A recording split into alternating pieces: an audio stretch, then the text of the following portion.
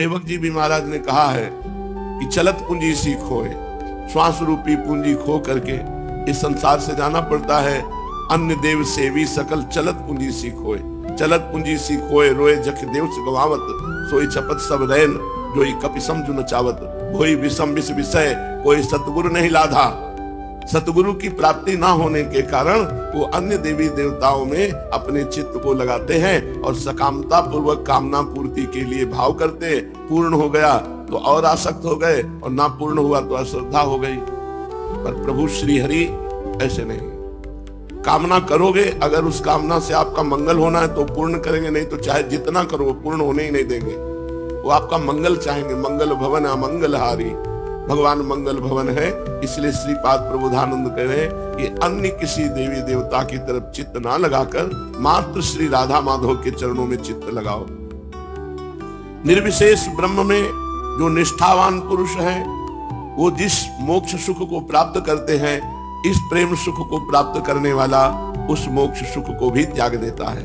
इसलिए उधर भी निर्विशेष ब्रह्म में भी वेदांत में भी चित्त वृत्ति मत लगाओ। जो बुद्धिहीन विषय भोग मात्र में लगे हुए हैं वो तो पशु जन है, उनकी तरफ मत देखो कि ये पाप कर्म कर रहे हैं, बड़े विषय भोग रहे हैं, बड़े सुखी हैं। तुम श्री वृंदावन धाम का आश्रय ले लो। वृंदावन धाम अचिंत शक्ति से संपन्न है, तुम सोच नहीं सकते, चिंतन में तुम्हारे नहीं आ सकता, इतनी सामर्थ्य वृंदावन की है। वो अपने बल से तुम्हें नित्य लीला में पहुंचा देगा। यदि तुमने श्री धाम वृंदावन का वास स्वीकार कर लिया है, श्री धाम वृंदावन के आश्रित हो, चाहे जैसे हो, वृंदावन अपने बल से तुम्हें नित्य लीला परायण कर देगा। भगवत लीला में चित्त डूबने लगेगा। प्रगाढ़ श्री राधा रस का दान करने वाला श्री धाम वृंदावन है। इसलिए ना तो विषय भोगों में चित्त चंचल करो, ना तो निर्विशेष ब्रह्म वेदांत में चित्त लगाओ, ना अन्य देवी देवताओं की उपासनाओं में लगाओ। एकमात्र श्री प्रिया प्रीतम के चरणारविंद की भक्ति जहाँ प्राप्त होती है, ऐसे श्री धाम वृंदावन का आश्रय और वास स्वीकार करो। निहाल कर देगा अपनी अचिंत शक्ति से वृंदावन तुम्हें। यत्कोट्यंशमपि स्पृशेन्न निगमो यन्नो विदुर योगिनः, श्रीश ब्रह्म सुकार्जुनोद्धव मुखाः पश्यन्ति यन्न क्वचित्, अन्यत् किं ब्रजवासिनामपि न यत् दृश्य कदा लोकये, श्री वृंदावन रूपमद्भुतमहं राधा पदैकाश्रयः। वेद जो सुख वृंदावन में है उसका करोड़वां अंश भी नहीं प्रदान कर सकता। यत् कोट्यंशमपि स्पृशेन्न न निगमो, जो वेद है, निगम है, जो वृंदावन सुख प्रदान करेगा, प्रेम सुख, तो 1 करोड़वें अंश का भी सुख वृंदावन का वेद प्रदान नहीं कर सकता। ये वेद के परम पारंगत विद्वान अनुभवगम्य महापुरुष श्रीपाद प्रबोधानंद जी बोल रहे हैं। करोड़वें भाग का भी जो सुख यहाँ वृंदावन में बरस रहा है, करोड़वें भाग का सुख भी वेद प्रदान नहीं कर सकता। और यन्नो विदुर योगिनः, और जो बड़े बड़े योगी जन हैं उनको भी नहीं पता है वृंदावन का प्रेम सुख। और श्री लक्ष्मी जी, ईश, उनके पति नारायण, ब्रह्मा जी, सुखदेव जी, अर्जुन जी, उद्धव जी, ये बड़े बड़े महापुरुष जिन महासुख को, प्रियालाल को, नवनिवृत्त निकुंज विलासी को आज तक देख नहीं पाए, उस सुख को वृंदावन प्रदान करता है। जो वृंदावन वासी ब्रजवासी हैं, एकमात्र श्री प्रिया प्रीतम के उपासी हैं, अपने आश्रित जानकर वृंदावन को सम्यक रूप से प्रिया प्रीतम का साक्षात्कार कराता है और उनकी रसमयी लीला में प्रवेश देता है। इसलिए चाहे जैसे हो, चाहे जहां रहते हो, वृंदावन का आश्रय ले लो, वृंदावन का वास स्वीकार करो और श्री राधा माधव की भक्ति करो, प्रिया प्रीतम का प्रेम प्राप्त करो। श्री सीताराम दास जी ओंकारनाथ महाराज बड़े अद्भुत नाम प्रेमी महात्मा है। इनके वचन सुनकर के हमको नाम में बहुत प्रीति होती है। हम बहुत श्रद्धा पूर्वक सुने और मनन करें। हाँ भाई, तो मैं कहता हूं कि तुम श्री भगवान का नाम ले लो गुरु से। गुरु जी जो तुम्हें नाम दे, बस वही नाम सर्वदा लो। और सब नाम भगवान के महिमा में है, पर उनको मत जपो। वही नाम जप करो जो गुरुदेव दे। मुझे अपने गुरु रूप से राम, काली, दुर्गा, राधा, कृष्ण, हरि, हर जो नाम मिले वह उसी नाम को खूब मन लगाकर जपो। नाम ले, कृष्ण नाम, काली नाम, हरि नाम, राम नाम सब समान सामर्थ्य वाले हैं, पर जब गुरुदेव अपने श्री मुख से वो नाम दे दे तो बड़ी महिमाशाली शक्ति उस नाम में प्रकाशित होती है। दृढ़ भाव कर लो कि जो गुरुदेव ने दिया है उसी से काम होगा। यदि आपको राम नाम मिला, कृष्ण नाम मिला, हरि नाम मिला, तो आपको ऐसी भावना करनी है कि मेरे राम के ही ये सब नाम है, मेरी राधा के ही ये सब नाम है, मेरे कृष्ण के ही ये सब नाम है, मेरे हरि के ही ये सब नाम है। दृढ़ भाव स्थिर होने के बाद तुम देखोगे कि तुम्हारे इष्ट के सिवा और कोई नाम तुम्हें प्रिय ही नहीं लगेगा, और नाम अपरिचित से लगने लगेंगे। जो इष्ट का नाम है वही प्राण प्रिय लगने लगेगा। परंतु जब तक ऐसा भाव दृढ़ नहीं होता तब तक गुरु रूप से दिया हुआ इष्ट नाम सदा निष्ठा पूर्वक जपो, संकीर्तन करो, इष्ट चरित्र श्रवण करो। ऐसा करने से इष्ट में प्रेम भाव दृढ़ हो जाता है, संकीर्णता मिट जाती है, भक्त स्थिति को प्राप्त होने लगता है। मैं समझ रहा हूं कि नाम से ही तुम्हारी समस्त समस्याओं का समाधान हो जाएगा, समस्त उलझनें तुम्हारी शांत हो जाएंगी। मैं आपको बता देना चाहता हूं कि एक वैष्णव भक्त की जो सामर्थ्य होती है वो त्रिभुवन में किसी की सामर्थ्य नहीं होती। जैसे अम्बरीश जी एक वैष्णव भक्त हैं, वो दुर्वासा जी महान तपस्या के धनी हैं, लेकिन कुछ नहीं बिगाड़ पाए अम्बरीश जी का, और अंततोगत्वा दुर्वासा जी को अम्बरीश जी के चरणों में गिरना पड़ा। वैष्णव भक्त की सामर्थ्य के आगे कोई भी योगी, यति, तपस्वी, ज्ञानी, ध्यानी कोई नहीं है। वैसे श्री भगवान ने भी गीता जी में कहा है कि तपस्वियों से भी अधिक योगी, ज्ञानियों से भी अधिक योगी मेरा जो निरंतर चिंतन करता है, मेरे में चित्त समाहित किए हुए वो अनन्य भक्त मेरे को सबसे प्रिय है। सबसे बड़ा वैष्णव जो भगवान के चिंतन में दैन्य भाव से लगा हुआ है। वैष्णव वही जो अपने इष्ट की मूर्ति के सिवा और कुछ दर्शन करने की इच्छा ही नहीं रखता। वैष्णव वही जो अन्य किसी देवी देवता को अपनी उपासना में नहीं रखता। पहली बात, सबसे बड़ा वैष्णव भक्त जो भगवान का है। अब वैष्णव कौन? जो अपने इष्ट के सिवा और किसी के दर्शन करने की इच्छा ही नहीं रखता। आंख नीची की, सीधे गए राधा वल्लभ जी के दर्शन किए, सीधे अपनी कुटिया में आ गए, अन्य किसी के दर्शन की इच्छा ही नहीं करता। अगर हमारी उपासना है अनन्य, तो अन्य कोई भी हमारी उपासना में ना हो। राधा नाम, राधा रूप, राधा वल्लभ लाल हरिवंश चंद्र जो गुरु जी, बस। अन्य कोई उपदेश ग्रहण न करे, अन्य किसी का प्रसाद ग्रहण न करे अपने इष्ट के सिवा, तब वो अनन्य वैष्णव भक्त कहा जाता है। थोड़ा कठिन, पर अगर निष्ठावान हो तो फिर निष्ठा में भगवान तो एक ही ना हो। अगर आप प्रसाद को, किसी भी प्रसाद को माथे पे रख करके और यमुना जी पधरा देते तो अपराध नहीं माना जाएगा, क्योंकि आपकी इष्ट निष्ठा है। जैसे हम लोगों में है कि अगर हम राधा नाम विराजमान है, भोग लग रहा है तो पालेंगे, या राधा रूप विराजमान है। अगर रूप और नाम विराजमान नहीं तो कोई भी भगवान का भोग हो हम नहीं पाएंगे। जैसे राधा मदन मोहन, राधा गोविंद देव जी, राधा बाके बिहारी, राधा वल्लभ, राधा रमण, जहां राधा किशोरी, राधा दामोदर, जहां राधा किशोरी हैं, उनका नाम है, वो भोग हम पा सकते हैं, अन्यथा नहीं पा सकते। अपने इष्ट का प्रसाद, अपने इष्ट के दर्शन, अपने इष्ट के उपदेश, अपने इष्ट के लीला चरित्र, वही अनन्य वैष्णव है। श्याम श्यामा बहुत करुणामय स्वरूप है। वही श्याम है, वही श्यामा है, पर श्यामा जी को बहुत करुणामय स्वरूप है। वो धन्य है एकनिष्ठ महाभागवत जो श्यामा जी के चरणों की निष्ठा से युक्त है।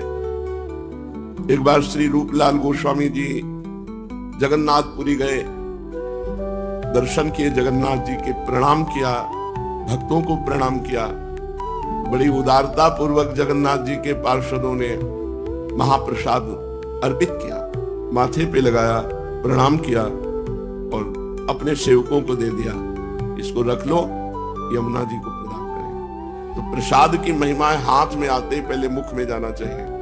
विचार करने की जरूरत नहीं कि मैं कुल्ला के हूं कि नहीं, नहाए हूं कि नहीं, इससे कोई मतलब। अगर प्रसाद मिला है तो पहला काम होना चाहिए हाथ में आते हो दाहिने हाथ में लेना चाहिए। इष्ट संबंधी कोई भी क्रिया बाएं हाथ से नहीं करनी चाहिए, बाएं हाथ से लेना नहीं। प्रसाद है, प्रसादी वस्त्र है या कुछ भी भगवत संबंधी, ऐसे नहीं कि बायां हाथ लंबा दिया, काट दिया था राजा ने बायां हाथ। जगन्नाथ जी का प्रसाद आया और वो चौसर खेल रहे थे तो दाहिने हाथ से खेल रहे थे। जगन्नाथ जी के पार्षद ने कहा कि भगवान जगन्नाथ स्वामी ने आपको प्रसाद भेजा है। तो राजा चौसर खेलते हुए बाएं हाथ से, तो उनको भी बुरा लगा। उनका प्रभु आप स्वामी हैं पर आप परम स्वामी जगन्नाथ जी का प्रसाद कैसे ले रहे हैं? तो उनका होश आया, तो क्षमा कीजिए, चौसर में उनका दाहिना हाथ किस काम में आया? इसने भगवान का प्रसाद नहीं लिया, इसको कटवा दिया। पूरा चरित्र है उसमें, दाहिने हाथ को कटवा दिया कि जब तूने बाएं हाथ में प्रसाद लिया तू किसी काम का नहीं, इसलिए कटवा दिया। भगवत संबंधी कोई भी पदार्थ, कोई भी वस्तु प्रसादी तुरंत दाहिने या दोनों हाथ ऐसे लंबाइए, या अगर ऐसा है तो दाहिने हाथ से लीजिए, बाएं हाथ का प्रयोग नहीं। न नमस्कार में किया जाता है न कोई प्रसाद में। जैसे आजकल नए लड़के हैं नहीं जानते तो मोबाइल से वीडियो बना रहे हैं तो बाएं हाथ से शत्रु से किया जाता है। जब शत्रु का दूत जाता था दूसरे राज्य में तो बाएं हाथ से सलाम करता था, दाहिने हाथ का प्रयोग नहीं करता था, क्योंकि शत्रुता का प्रमाण है कि मैं तुमसे झुकने नहीं आया, मैं तुमसे शत्रुता का बर्ताव करूंगा और अगर विजय की आशा रखते हो तो युद्ध करो हमसे। तो जो पार्षद जाता था दूसरे, वो बाएं हाथ से सलाम, हर बात बाएं हाथ से लेता। अगर पत्र भी लेना है तो बाएं हाथ से लेगा, क्योंकि शत्रु पक्ष का है। तो हमारे इष्ट का वस्तु और हम अगर बाएं हाथ से लेते हैं तो अपराध बनता है, बाएं हाथ से नमस्कार करते हैं तो अपराध बनता है। तो सबसे बड़ा कौन? भगवान का दैन्य वैष्णव भक्त। वैष्णव भक्त कौन? जो अपने इष्ट के सिवा किसी का दर्शन नहीं करता, इष्ट के सिवा किसी अन्य देवी देवता भगवत स्वरूपों को सेवा में विराजमान नहीं करता, जो अन्य किसी का प्रसाद नहीं पाता। अहंकार वश नहीं, ये हमारी निष्ठा है। हमारी श्यामा जी ने जहां भोग नहीं लगाया वो हम प्रसाद नहीं पाएंगे, ये शास्त्र प्रमाणित बात है। तो वहां जगन्नाथ जी में हुआ कि इन्होंने तो प्रसाद का पूर्ण सम्मान नहीं किया, क्योंकि मुख में नहीं डाला। ये बात राजा तक गई कि इतने बड़े महाभागवत होकर, वृंदावन के रसिक होकर के भी जगन्नाथ जी के प्रसाद का एक तरह से अपमान ही किया, क्योंकि मुख में नहीं पाया। प्रणाम नमस्कार तो किया लेकिन पाया नहीं। तो ये कैसे वैष्णव भक्त हैं जो भगवान के प्रसाद को भी नहीं पाते? तो इतना तेजस्वी थे रूपलाल गोस्वामी की कोई प्रश्न नहीं कर सकता था।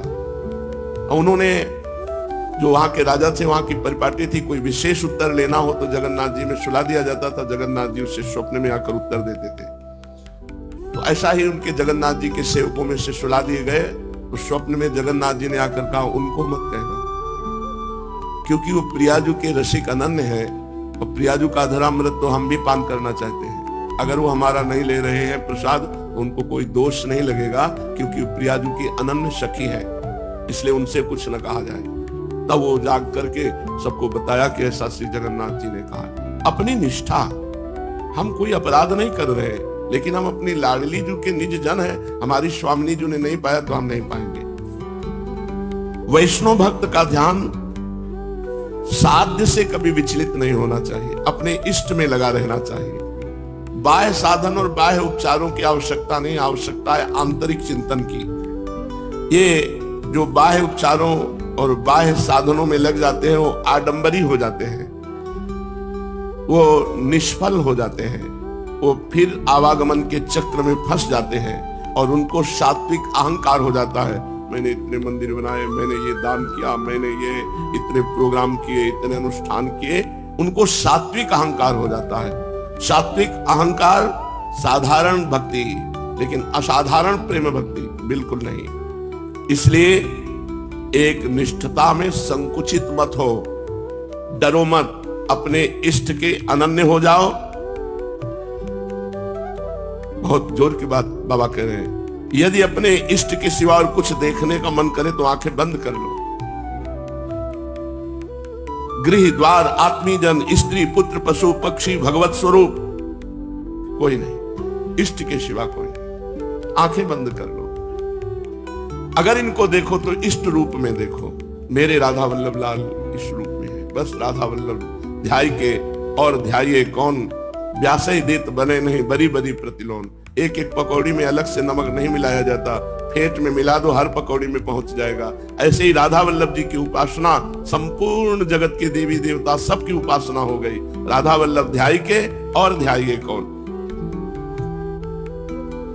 मन मंदिर में उज्जवल दीप जलाकर सदैव इनकी आरती करते रहो। बाहरी आडंबर ज्यादा नहीं होना चाहिए। भक्ति कर दीप प्रेम करी बाती, साधु संगति करी अनुदिन राती। खूब सत्संग करो और अंदर भक्ति का दीप प्रेम की बातें, आठों पहर इनको लाल लड़ाते रहो श्री लाडली लाल जी को। अगर ऐसी स्थिति नहीं आई है तो आठों पहर नाम का ध्यान करो, नाम जप करते रहो, चतुरासी जी गायन करते हो। देखो कितना अद्भुत आनंद देते हैं नाम जी महाराज और चतुरासी जी। वेद उपनिषद रामायण महाभारत पुराण ये सब मेरे ही स्वरूप हैं। भगवान कह रहे हैं मैं ही रुद्र हूं, मैं ही उमा हूं, मैं ही विष्णु हूं, मैं ही शिव हूं। जो मेरी शरण ले लेता है और मेरे एक निष्ठ हो जाता है उन पर ये सब प्रसन्न हो जाते हैं। ध्यान करो, जो भगवान के किसी एक रूप को जो गुरुदेव ने दिया है निष्ठा पूर्वक सेवन करता है तो सब देवी देवता सब भगवत स्वरूप उस पर प्रसन्न हो जाते हैं। जैसा कि गोस्वामी जी ने लिखा है, जा पर कृपा राम की होई, ता पर कृपा करे सब कोई। जिस पर भगवान श्री हरि की कृपा उस पर सब कृपा करते, चराचर जीव कृपा करते हैं। मैंने जो गुरुदेव रूप से उपदेश किया, भक्त को चाहिए उस बात को अंतर्निविष्ट कर ले, अपने हृदय में बैठा ले गुरु जी के वचनों को। गुरु प्रदत्त नाम, गुरु प्रदत्त दृढ़ उपासना, गुरु के प्रति पूर्ण भाव यही इष्ट का दर्शन कराता है। गुरु प्रदत्त नाम, गुरु प्रदत्त भक्ति उपासना, गुरु के प्रति दृढ़ भाव यही भगवान का दर्शन कराता है, यही इष्ट दर्शन कराता है। जब हम इष्ट का नाम जप करते हैं, इष्ट का दर्शन करते हैं, इष्ट का चरणामृत पीते हैं, इष्ट का प्रसाद ग्रहण करते हैं तो इष्ट कृपा से इष्ट सेवा लायक भावदेह की प्राप्ति हो जाती है। इष्ट का रोज दर्शन, इष्ट का नाम जप, इष्ट का प्रसाद, इष्ट का चरणामृत, इष्ट के भाव में तो निरंतर इष्ट के सानिध्य का अनुभव कराने वाले भावदेह की प्राप्ति हो जाती है। और भावदेह जहां मिला बस कृतकृत्य हो गया। मेरी आज्ञा का पूर्ण रूप से पालन करना चाहिए। भगवान कह रहे मैं ही गुरु रूप से ये उपासना देता हूं, नाम देता हूं, मंत्र देता हूं। जो अपनी अपनी इच्छा अनुसार अपनी अपनी पसंद से थोड़ी आज्ञा का पालन करते हैं, थोड़ा मनमानी करते हैं, उनको कभी सिद्धावस्था प्राप्त नहीं होती। अनुकूल पर कुछ शब्द मान लिए, कुछ शब्द नहीं माने, उनको कभी सिद्धि प्राप्त नहीं होती। देखो दूसरे जो करें करने दो, तुम्हें दूसरों से कोई प्रयोजन नहीं, तुम्हें जो हम आज्ञा कर रहे हैं उसका पालन करो। गुरु निष्ठ हो जाओ, इष्ट निष्ठ हो जाओ, बस बैठ जाओ, शांत हो जाओ। न कुछ जानना है न कुछ पाना है। कल परम पूज्य श्री भाई जी महाराज जी की चरण पादुका का दर्शन कराने के लिए उनके परिकरजन कृपा करके आए थे। भाई जी की चरण पादुका बड़ा सुख मिला। तो अंदर से बस एक ही बात आई, राधा। अब हमें कोई निकुंज, कोई परम पद, कोई बस हर समय हमारे हृदय में नाम चलता रहे, बस राधा राधा राधा। यही हमारे लिए परम पद है, यही हमारे लिए निकुंज है, यही हमारे प्रिया प्रीतम है, यही हमारी दिव्य लीला है। बस नाम नाम। अगर नाम चल रहा है तो सब कुछ प्राप्त हो जाएगा, सब कुछ प्राप्त है। बिल्कुल निश्चिंत हो जाओ। नाम नहीं चल रहा तो फिर हम मान्यता नहीं देते आपकी क्रियाओं का, चाहे वो भक्ति की क्रिया हो, चाहे योगी की क्रियाएं हो, इन क्रियाओं का महत्व नहीं। नाम चल रहा है तो हमें और कोई फिर चिंता भी नहीं। तुम नाम ले लो, तुम नाम संकीर्तन करो। जब तक तुम स्थिति नहीं प्राप्त करते तब तक तुम नाम जपते रहो। तुम्हारे पैरों के नीचे से चाहे पृथ्वी खिसक जाए, नाम न छूटने पावे। जब तक स्थिति प्राप्त नहीं होती तो कितना भयानक स्थिति आवे, थोड़ा सा प्रतिकूलता आती नाम छूट जाता है, थोड़ी सी अनुकूलता आती है नाम छूट जाता है। चाहे तुम्हारे पैरों के नीचे से पृथ्वी खिसक जाए, तुम नाम मत छोड़ना। चाहे सिर पर आकाश टूट पड़े, तुम नाम मत छोड़ना। चाहे तुम्हारे सर्वनाश की स्थिति आ जाए, तुम नाम मत छोड़ना। किसी भी तरफ बिना देखे, बिना घबराए, बिना भयभीत हुए तुम नाम केवल जपते रहो। निश्चित जान लो तुम्हें कोई कुछ नहीं बिगाड़ सकता, क्योंकि नाम जापक मेरी गोद में बैठा हुआ है। तुम नाम जप कर रहे हो मानो अपने इष्ट की गोद में बैठे हुए हो। मैं तुम्हें छाती से लगाए हुए हूं, कौन तुम्हारे ऊपर बाधा पहुंचा सकता है जब मैं रक्षा कर रहा हूं। केवल तुम नाम लो।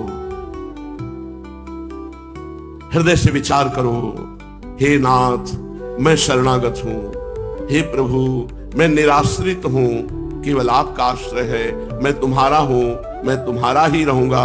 हे नाथ आप मेरे हो।